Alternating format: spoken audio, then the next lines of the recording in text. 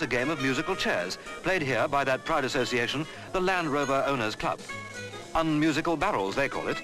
And at the drop of a flag, the thing is to drive off and find a barrel where you can park.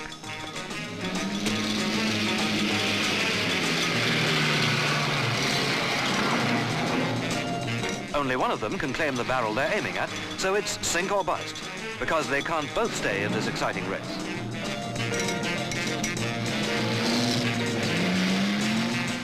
It's the old party game that children play, only here it needs skill as well as luck. And there's no need to kick the bucket when you win. Just get ready for the next grueling hill climbing event.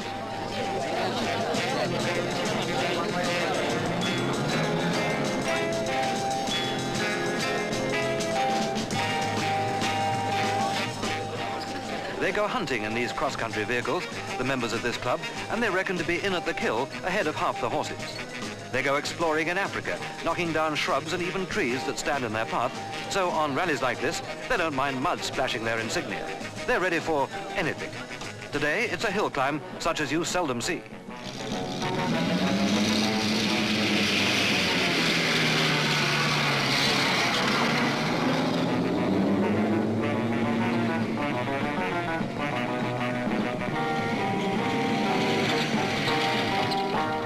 Mud, mud.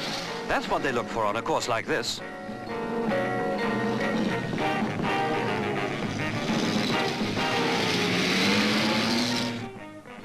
More mud, more mud. Without it, they'd feel they'd come unstuck.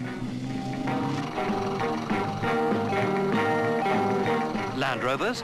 Mudlarks would be a far better name for this distant relative of the sedate family car.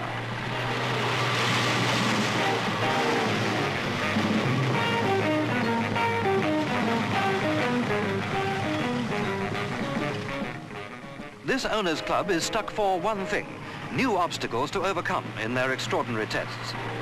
They once had a rally, and all of them drove 5 miles in a straight line through hedge and ditch cross-country to keep a lunch date together, women drivers and all.